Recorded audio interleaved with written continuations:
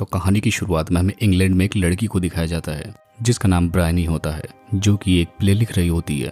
अब अपना पहला प्ले पूरा कर लेने के बाद वो अपनी माँ को ढूंढने के लिए जाती है, लेकिन वो रास्ते में अपने घर पे काम करने वाले आदमी रॉबी से मिलती है और उससे उसका प्ले देखने के लिए कहने लगती है। और इसके बाद वो अपनी माँ के कमरे में ले जाकर उन्हें प्ले दिखाती है। और यहाँ पर हम जान पाते हैं कि वो अपनी बहन सिसिलिया के बहुत करीब है। और यहाँ पर ब्रायनी को पता होता है कि रॉबी और उसके बीच कुछ तो चल रहा है, जिसकी वजह से उसकी बहन उससे ज्यादा बात नहीं करती। यहाँ पर हम जान पाते हैं कि अपने कजन के घर पर आने की खुशी में ब्रायनी ने ये प्ले लिखा होता है और अपने तीनों कजन्स के साथ मिलकर वो प्ले की तैयारी करने लगती है। अब रिहर्सल्स के बीच जब सारे बच्चे बाहर चले जाते हैं, तभी खिड़की से उसे रॉबी दिखाई देता है, जो कि उसकी बहन सिसिलिया से जबरदस्ती कुछ करने के लिए कह रहा होता है। और ऐसा देखने के बाद ब्रायनी काफी परेशान हो जाती है। लेकिन यहाँ पर ब्रायनी ये नहीं जान पाती कि असल में वहाँ पर हो क्या रहा था। सिसिलिया रॉबी से मिलने के लिए गई थी, लेकिन वहाँ पर बातों बातों में दोनों का झगड़ा हो जाता है। रॉबी उसकी मदद करने की कोशिश कर रहा था, तभी उससे सिसिलिया का वास टूट जाता है। अब गुस्से में सिसिलिया उठकर उसके पास आने वाली होती है, तभी रॉबी उसको रोककर वहीं पर रुकने के लिए कहने लगता है ताकि उसके पैर में चोट न लग जाए।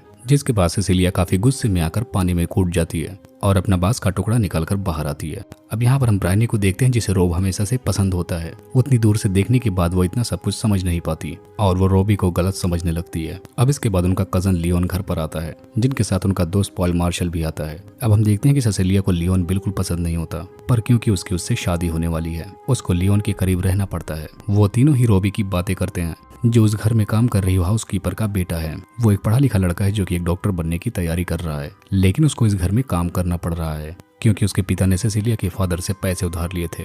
अब इधर हम देखते हैं कि पॉल ब्रायनी की कजन लोला के करीब आने की कोशिश करता है, ये जानते हुए कि वो 15 साल की ही है। और इधर हम देखते हैं कि ब्रायनी अपने प्ले की कहानी बदलने लगी थी। अब हम देखते हैं कि रॉबी सिसिलिया से अपने बर्ताव के लिए माफी मांगता है, जिसके लिए वो एक नोट भी लिखता है। और जब वो उसके घर जा रहा होता तभी रास्ते में उसे ब्रायनी मिलती है। वो नोट उसे देकर कहता है कि ये नोट को सिसिलिया तक पहुंचा देना, लेकिन तभी उसे याद आता है कि उसने ब्रायनी को गलत नोट दे दिया है, जिसमें वो सारी बातें लिखी थी जो सिसिलिया के बारे में वो सोचता है। अब इससे पहले कि वो ब्रायनी को रोक पाता, वो उस नोट को पढ़ चुकी होती है। इसके बाद सिसिलिया को पता चलता है कि ब्रायनी ने वो चिट्ठी पढ़ ली है। तब जाकर ब्रायनी ये बात लोला को बता देती है, जो कि कहती है कि ये बात उसे पुलिस को बतानी चाहिए क्योंकि रॉबी एक बहुत ही घटिया आदमी है। अब हम देखते हैं कि ब्रायनी जब तैयार होकर पार्टी के लिए नीचे जाती है, तभी वहाँ पर उसे एक हेयर क्लिप मिलता है, जिसको देखने के बाद वो एक कमरे में जाती है और उस रूम में उसे रॉबी और सिसिलिया दिखाई देते हैं।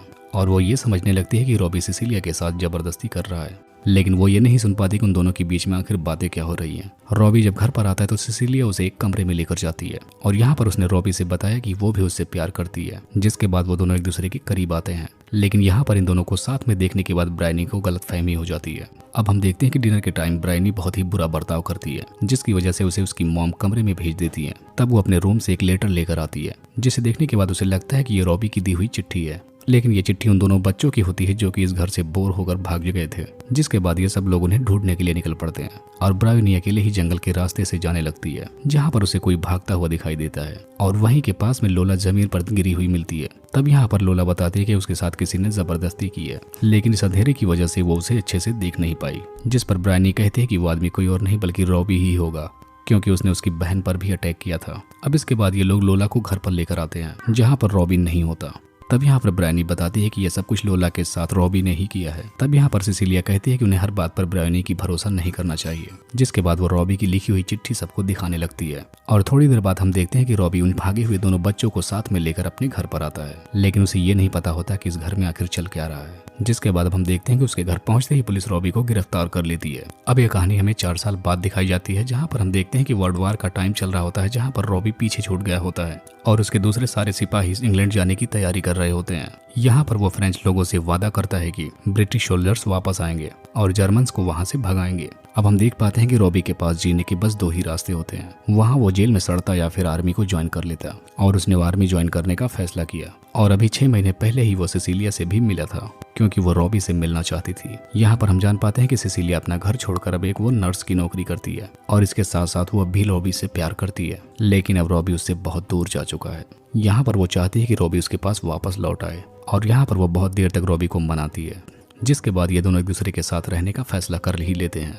लेकिन तभी कुछ ही दिनों बाद रॉबी को वापस वॉर के लिए बुलाया जाता है, लेकिन वो फ्रांस में पीछे छूट गया होता है। अब वो छिप छिपाकर अपने 2 साथियों के साथ वहां से निकलने की कोशिश करता है, जिसके बाद ये तीनों लोग जंगल के रास्ते से गुजर रहे होते हैं। लेकिन तभी रॉबी को रास्ते में कुछ ऐसा दिखाई देता है जिसे देखने के बाद वो एकदम चौंक जाता है, और तभी वहां पर उसे ब्रायोनी की याद आने लगती है, जिसका वो अपनी बहन की तरह ध्यान रखना चाहता था। इसके बाद रॉबी ने फैसला कर लिया था कि वो घर लौट कर आएगा और सिसिलिया के पास जाएगा, और इसके साथ वो अपनी अधूरी कहानी पूरी करेगा और बिना किसी डर के वो सिसिलिया के साथ में रहेगा, क्योंकि वो जानता है कि उसने कुछ भी गलत नहीं किया है। और आखिरकार ये लोग वार के मैदान में पहुंच ही जाते हैं, और यहाँ पर इन्हें ये भी पता होता है कि उन्हें वापस घर जाने के लिए यहाँ पर बहुत इंतजार करना पड़ेगा। अब यहाँ पर रॉबी अपने आसपास लाखों सिपाहियों को देखता है जो कि अपने घर लौटने का इंतजार कर रहे होते हैं। तभी अचानक से उसकी तबीयत बिगड़ने लगती है, जिसके बाद वो पानी ढूंढने लगता है, लेकिन उसे कहीं भी पीने के लिए पानी नहीं मिलता। यहाँ पर उसकी तबीयत इतनी ज्यादा खराब होने लगती है कि उसे उसकी माँ दिखाई देने लगती है, जिसके बाद वो अपने आप को संभालते हुए एक बंकर में चला जाता है और अपने दोस्तों के साथ वहाँ पर कुछ देर तक आराम करता है।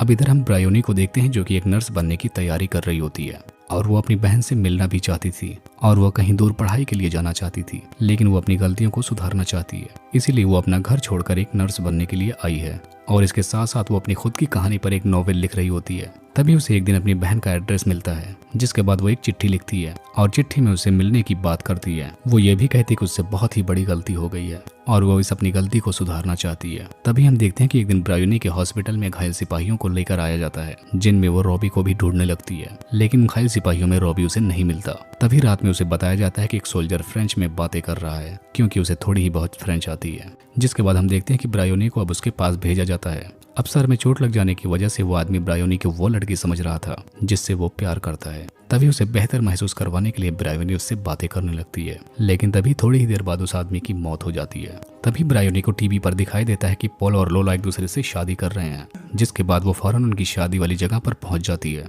जिसके बाद लोला उसके सामने से अपनी नजरें चुराते हुए वहां से सीधा निकल जाती है, क्योंकि उसने उस रात जिस आदमी को लोला के साथ देखा था वो रॉबी नहीं बल्कि पॉल ही होता है। जिसके बाद फौरन वो वहां से सिसिलिया से मिलने के लिए जाती है। यहाँ पर हम देखते हैं कि सिसिलिया उसे अब अपनी बहन नहीं मानती, लेकिन यहाँ पर ब्रायोनी उससे माफी मांगती है, जिसके बाद वो कहती है कि वो अपना बयान बदल देगी और सारे लोगों को सच बता देगी।